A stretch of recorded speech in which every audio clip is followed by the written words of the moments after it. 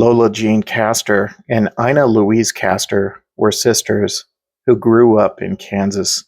They had other siblings, but the two were very close. These are the most recent photos of the two I can find, which is from their senior year in high school. Ina was 4 years older than Lola. By January 1964, the two were married and had families of their own. 29-year-old Ina was married to 38-year-old Harold Lowe, who went by the nickname Hal. And they had 6 children. Clifford, who was 10, 8-year-old Mitchell, Linda, who was 7, 5-year-old Karen, 3-year-old Mark, and 1-year-old Gregory. And they had another child on the way.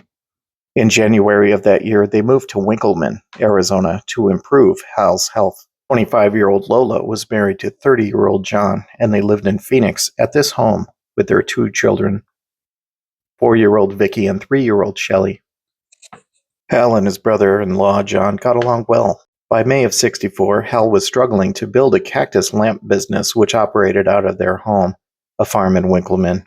John made his living as a milkman for Shamrock Farms.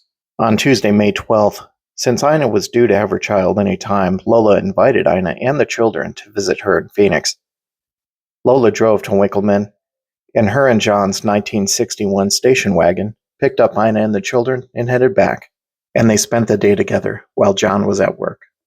Ina's husband Hal was in Casa Grande to meet with a realtor. He found a new job as a groundskeeper at the Francisco Grande, and he was looking for a place to move his family. Later in the day, with the weather still clear and sunny, it came time to leave. Lola, Ina, and the 8 children got into the station wagon and left, heading back to Winkleman. During the drive, Ina headed east on Baseline Road. Back then it was 2 lanes, and she headed in this direction between North Fiesta and South Lewis, and up ahead was a railroad crossing.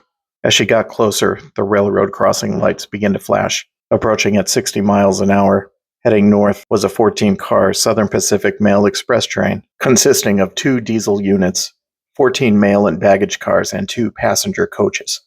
The lights at the crossing continued to flash. The station wagon continued and drove through the crossing into the path of the train, where it was hit and exploded on impact and ripped in half. The first portion of the wagon was left lodged against the signal post of the crossing. The rear portion was hurled 300 yards down the tracks, still containing some of the occupants. Between the 2 parts of the wagon were scattered groceries, clothing, shoes, and a green and white teddy bear. Lola and one of her children actually survived the crash, but died after arriving at the hospital. All others were killed instantly. Within an hour of the crash, 200 onlookers were at the scene, which required additional Maricopa County Sheriff's deputies to the area. At the time of the accident, Hal was meeting with a realtor in Casa Grande. He was notified of the accident by Pinal County Sheriff's deputies. At Shamrock Farms, John King was informed by Maricopa County Sheriff's deputies. Each man was told at the time that there were no survivors. That night, friends and family came to John's home to offer condolences and help the 2 men. A Phoenix VFW sponsored a dinner to raise funds for funeral expenses for the Lowe family. There were so many unanswered questions. Police, investigators, family, and friends tried to figure out why Lola drove through the crossing and into the path of the train. An inquest was held. Investigators and authorities tried to piece together what happened. The engineer of the Southern Pacific, W.W. Witt, said he was on the wrong side of the cab to see the station wagon approaching, and he didn't see it until it was too late. One deputy said Ina drove right into the train as though she didn't see it, or the signal at the crossing. John Carruth, the Southern Pacific spokesman at the time, said the crossing provides 900 feet of unobstructed view from either direction. Also, that the train was traveling at 60 miles an hour, which at the time was the legal speed. Authorities confirmed flashing lights located on both sides of the tracks were working at the time. Hal Lowe and John King were at the inquest. A witness who was traveling west in the opposite direction as Ina Lowe said he was driving west when he noticed the flashing signals at the railroad crossing and heard the train's whistle. He said, "I saw an oncoming car, and the more it came toward me, the more concerned I became. It didn't appear to slow down until it was about 75 to 100 feet from the crossing, and then it began to swerve side to side. The car literally exploded and was cut in two. Another driver who was behind him said he didn't hear the whistle or see the flashing lights. Both men said that they traveled that road often, and that there are trees, a barn, brush on the south side of the road and west of the crossing that made it difficult for motorists approaching from the west to see the crossing. Hal and John testified to the names, ages, and birthplaces of their wives and children. Hal cried uncontrollably.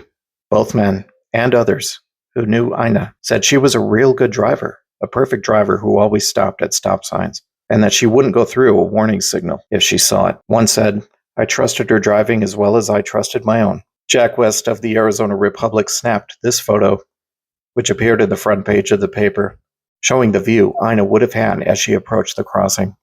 Howard Carroll and Jack West of the Arizona Republic describe in an article how trees, buildings, and other obstructions block the view after a driver has approached within 500 feet of the crossing. However, the flashing signals could easily be seen. Graveside rites for all of the victims were held at Rest Haven Park Cemetery. Reverend Randall Pyfrom, pastor of Bethany Baptist Church, said God brings constant stability and comfort to those who are in trouble. Hear my cry, O God. Attend unto my prayer. For the end of the earth I will cry unto thee, when my heart is overwhelmed. Lead me to the rock that is higher than I, for thou hast been a shelter for me, and a strong tower from the enemy. Lola Jean Castor King and her children, Victoria Lee and Michelle D., are buried at what is now West Rest Haven Park Cemetery in Glendale, Arizona. Ina Louise Castor Lowe and her children, Clifford Ray, Linda Marie, Michael Ray, Karen Louise, Mark J., and Gregory Allen, and her unborn child, Baby Lowe, are buried at West Rest Haven Park Cemetery. After the accident, John's mother had a nervous breakdown, and he spent time caring for her in Kansas. When he got back to Phoenix, John spent as little time at home as possible. He ate and slept there, but spent most of his time with neighbors, or with Hal Lowe, who he began staying with. On Tuesday, June 30th, Hal left to spend time on the West Coast. On Wednesday evening, John entertained some friends and neighbors at his home, showing them his new high-fidelity record player. He was looking forward to Thursday as he had the day off from work. Hours later, around 5:15 in the morning, neighbors heard a loud bang and screams coming from the home of John King. When they looked out their window, they saw a fire had engulfed part of the house. Neighbors called police and the fire department. Arizona Republic paper boys delivering the paper at that time began pounding on doors of nearby homes and even ran to the fire station a few blocks away. Neighbors approached the back of the home where the fire was coming from, near the bedroom, and they heard John scream, "Help me, someone! Help me! Please!" One of the neighbors used a garden hoe to try to force the bedroom window open, but the handle of the hoe snapped, and the heat was too intense and drove would-be rescuers back. Police and fire department were on the scene quickly and did everything they could to get to John. As they fought the fire with everything they had, John's screams were no longer heard. Once the fire was put out, the body of John King was found lying across a bed, just under a window he and neighbors had been unable to open. His right hand was blistered and he had a gash on his right arm, which told of his effort to get past the smoking steel and shattered glass of the window. He died due to smoke inhalation. His death certificate lists his cause of death as carbon monoxide asphyxiation. Fire Captain Robert Biven said that King may have gotten up in the middle of the night and smoked a cigarette in the living room, where they believe the fire started on a couch or chair. This photo shows a table near the bed, with a book John had been reading called If a Man Die by Gordon T. Allred. According to Goodreads.com, it says this is written to impact strength and understanding to those who are bereaved in the loss of a loved one. Services for John King were held at Bethany Chapel and Mortuary, the same as his wife and children, 2 months prior. John Frederick Bud King was 30 at the time of his death. He was survived by his parents, who lived in Wichita at the time, a son named Richard, who also lived in Wichita, 3 brothers and 3 sisters. He is buried with his family at West Rest Haven Park Cemetery in Glendale, Arizona. Harold Hal Ray Lowe lived to the age of 75, passing away in Casa Grande, Arizona. on January 11th, 2002.